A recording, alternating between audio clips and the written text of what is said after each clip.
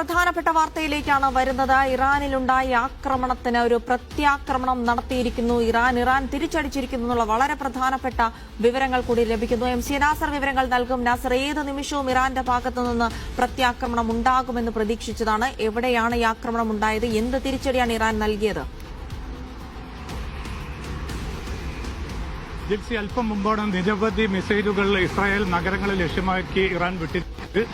വളരെ കരുതലോടുകൂടി നിൽക്കാനും ബങ്കറുകളിലേക്ക് മാറാനുമുള്ള ഒരു നിർദ്ദേശം ഇസ്രായേൽ സുരക്ഷാ വിഭാഗം ജനങ്ങൾക്ക് നൽകിയിരിക്കുകയാണ്.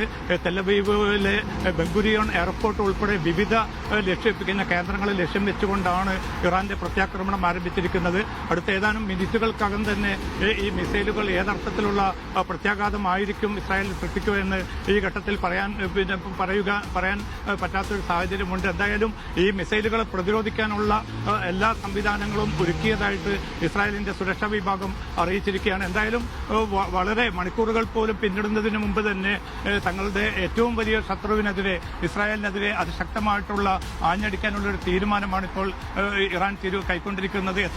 എത്രമാത്രം മിസൈലുകൾ ഇപ്പോൾ അയച്ചതിൽ ഉൾപ്പെടും എന്നതിന്റെ എണ്ണം കൃത്യമല്ല. എന്തായാലും ഇസ്രായേലിലുടനീളം സൈറണുകൾ ഉയരുന്നതായിട്ടുള്ള റിപ്പോർട്ടുകളാണ് ഏറ്റവും അവസാനം പുറത്തു വരുന്നത്. എന്തായാലും ഈ മിസൈലുകളെ പ്രതിരോധിക്കാൻ എല്ലാ സംവിധാനങ്ങളും ഒരുക്കിയതായിട്ട് ഇസ്രായേൽ അറിയിച്ചിട്ടുണ്ട്. ഇനി ഇസ്രായേലിലേക്ക് മാത്രമാണോ ഇറാന്റെ പ്രത്യാക്രമണം? മറ്റേതെങ്കിലും ഗൾഫ് മേഖലയിലെ രാജ്യങ്ങളിലെ അമേരിക്കൻ താൽപര്യങ്ങൾക്ക് നേരെ ആക്രമണം ഉണ്ടാകുമോ, തിരിച്ചടി ഉണ്ടാകുമോ എന്ന കാര്യത്തിൽ വ്യക്തതയില്ല. എന്തായാലും വരും മണിക്കൂറുകളിൽ അക്കാര്യത്തിൽ കൂടി കുറെ കൂടി വ്യക്തമായിട്ടുള്ള ഒരു വാർത്ത ലഭിക്കും. എന്തായാലും അതിശക്തമായിട്ടുള്ള മാരകമായിട്ടുള്ള തിരിച്ചടി ഉണ്ടാകുമെന്ന് ഇറാൻ മുന്നറിയിപ്പ് നൽകുന്നുണ്ട്. അതിന്റെ തുടർച്ച എന്ന നിലയ്ക്കാണ് ഇപ്പോൾ ഇസ്രായേൽ നഗരങ്ങൾക്ക് നേരെ ഇറാന്റെ ഭാഗത്തുനിന്ന് മിസൈലുകൾ അയച്ചതായിട്ടുള്ള റിപ്പോർട്ടുകൾ പുറത്തുവരുന്നത്. ജിൽസി, ഒരു യുദ്ധം തുടങ്ങി വച്ചിരിക്കുന്നു പശ്ചിമേഷ്യയിൽ എന്നുള്ള ഏറ്റവും പ്രധാനപ്പെട്ട വിവരങ്ങൾ തന്നെയാണ് വരുന്നത്. ഇറാന്റെ ഭാഗത്തുനിന്ന് ഒരു തിരിച്ചടി ഉണ്ടായിരിക്കുന്നു. നിലവിൽ ലഭിക്കുന്ന വിവരങ്ങൾ അനുസരിച്ച് ഇസ്രായേലിലേക്കാണ് മിസൈൽ അയച്ചതെന്നുള്ള വിവരങ്ങളാണ്. ഇസ്രായേലിന്റെ പല ഭാഗങ്ങളിലും സൈറൺ അടക്കം മുഴങ്ങുന്നു എന്നുള്ള വിവരങ്ങളാണ്. കൃത്യമായി എവിടെയാണ് ആ മിസൈൽ പതിച്ചത്, മറ്റെന്തൊക്കെ സംഭവിച്ചു തുടങ്ങിയ കാര്യങ്ങൾ അല്പസമയത്തിനകം പുറത്തുവരും. ഇസ്രായേലിലേക്ക് മാത്രമാണോ അതോ അമേരിക്കൻ താൽപര്യങ്ങളുള്ള ഏതെങ്കിലും ഗൾഫ് രാഷ്ട്രങ്ങളിലേക്ക് തിരിച്ചടി നടത്തിയിട്ടുണ്ടോ, മിസൈൽ ആക്രമണം നടത്തിയിട്ടുണ്ടോ തുടങ്ങിയ വിവരങ്ങളൊന്നും ലഭ്യമല്ല. എന്തായാലും ഒരു ശക്തമായ തിരിച്ചടി ഉണ്ടാകുമെന്ന് ഇറാൻ പറഞ്ഞതിന് തൊട്ടു പിന്നാലെ തന്നെയാണ്